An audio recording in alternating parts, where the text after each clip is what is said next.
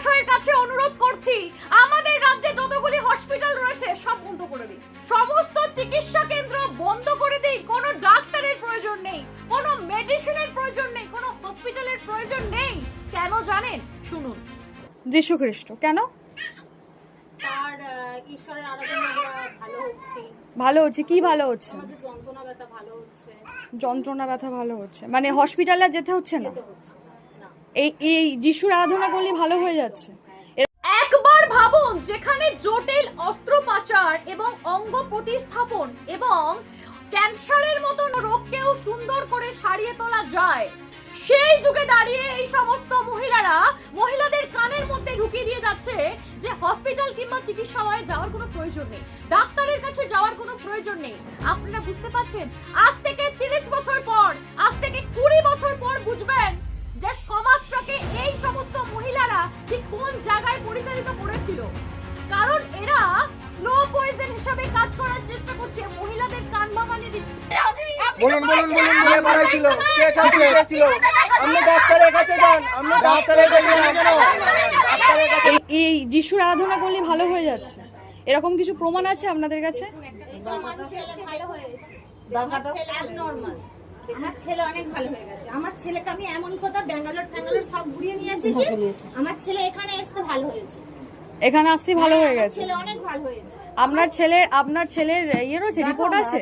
হ্যাঁ, রিপোর্ট জয় শ্রীরাম, জয় শ্রীরাম। একটু আসুন আসুন। চালাকি করছেন? যেখানে বলছি হিন্দু ধর্মকে বিকৃত করার জন্য চালাকি করছেন? না আমরা কিছুই করি না। তাহলে আপনারা এই সব মানুষের ব্রেন ওয়াশ করছেন কেন? জানতে একটা পুরুষ মানুষের কাছে পুরুষ মানুষদের রোগ হয় না? এই হিন্দু সিঁদুর পরা মহিলাগুলোকে নিয়ে কি করছেন আপনি? আর এনার যদি সবাই এনাকে নিয়ে সেখানে কি করছেন? ব্যবসা করছেন? উনি নিজের ইচ্ছা মতো এসেছেন। সাড়ে পুরাই লোক এখানে ডেমো দেখাচ্ছেন, ডেমো আমি নিজে কালকে ওই জায়গায় খবর পেয়ে উপস্থিত হই এবং সেখানে গিয়ে যা দেখি আমার চক্ষু চড়ক গাছ। সত্যি কথা বলতে আমি সবার সাথে কথা বলে যা বুঝলাম, একটা প্রতিবন্ধী ছেলেকে ওখানে নিয়ে এসে মানুষকে বোকা বানিয়ে বলছে এই প্রতিবন্ধী ছেলেটা নাকি যীশু খ্রিস্টের ফু মন্তর দিয়ে নাকি সুস্থ হয়ে গেছে। কিন্তু আমি দেখলাম শিশুটির কন্ডিশন প্রচুর খারাপ, শিশুটি দাঁড়াতে পারছে না, শিশুটির কোনো কিছুই ঠিক হয়নি। এবার বুঝুন কিভাবে হিন্দু ধর্মকে উঠিপড়ি করে শেষ করার জন্য প্রতিজ্ঞাবদ্ধ হয়েছে। আর আমরা কিন্তু এটা দীর্ঘদিন ধরে দেখে যাচ্ছি, আইনের দ্বারস্থ হচ্ছি, কিন্তু জানি না এর সমাধান কোথায়, এর শেষ কোথায়। অলরেডি হিন্দুরা জাগতে শুরু করেছে, কিন্তু এই মানুষগুলোকে যেখানে দেখতে পাবেন, এই মহিলাগুলোকে যেই জায়গায় দেখতে পাবেন, সেই জায়গাতেই এদের খবর করুন, সেই জায়গাতেই এদেরকে উচিত শিক্ষা দিন, না হলে এরা মানুষকে শেষ করে দেবে। হিন্দু ধর্মকে তিল তিল তিল করে শেষ করছে।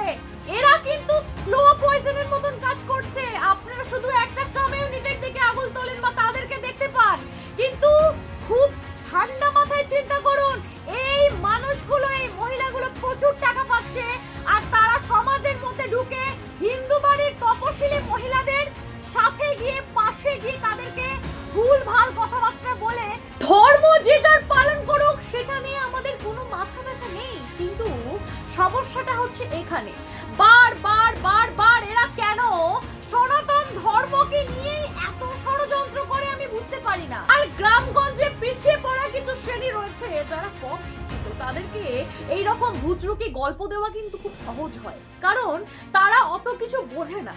কিন্তু বিষয়টা হচ্ছে এইখানে হিন্দু ধর্মকে বিকৃত করার চেষ্টা করছে, ছোট করার চেষ্টা করছে, আমাদের সনাতন ধর্মের দেব দেবীদেরকে আরাধনা করতে নিষেধ করে তারা সরাসরি যীশু খ্রিস্টকে আরাধনা করার পরামর্শ দিচ্ছে, ডক্টরের কাছে যেতে মানা করছে এবং টাকা পয়সা দিয়ে এদেরকে কনভার্ট করাচ্ছে। তাহলে বুঝুন যে এদের স্বার্থ এবং এদের চিন্তা ভাবনাটা কোন জায়গাতে আছে, কোন লেভেলে আছে। আমরা যখন ওই জায়গায় গিয়ে পৌঁছাই তখন কিছু মহিলা ওখান থেকে ভয় পেয়ে দৌড়ে পালিয়ে যায়, আর কিছু মহিলা ওখানেতেই বসে থাকে। দেখে যা বুঝলাম তাদের মাথায় এমন ভাবে ওয়াশ করা হয়েছে যে পৃথিবীর কোনো শক্তিই নেই এদেরকে এই মুহূর্তে হিন্দু ধর্ম কি সেই সম্বন্ধে বোঝাবে বা নিজের ধর্মাচরণের কথা বলবে। একবার ঠান্ডা মাথায় চিন্তা করুন, আমাদের প্রত্যেকটা বাড়িতে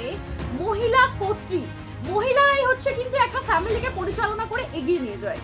তারাই কিন্তু তাদের ছেলে মেয়েদেরকে শিক্ষা দেয় কিভাবে তারা আচার বিচার করবে বা কিভাবে তারা ধর্ম পালন করবে। কিন্তু এই মহিলাদেরকে যদি কনভার্ট করে দেওয়া হয় খ্রিস্টান ধর্মে, তাদের মাথার মধ্যে যদি যিশু যিশু যিশু যিশু প্রবেশ করানো হয়, তাহলে এই মহিলাদের ছেলেমেয়েরা কি শিক্ষা পাবে? তারা কিভাবে বুঝবে সনাতন কি, হিন্দু কি?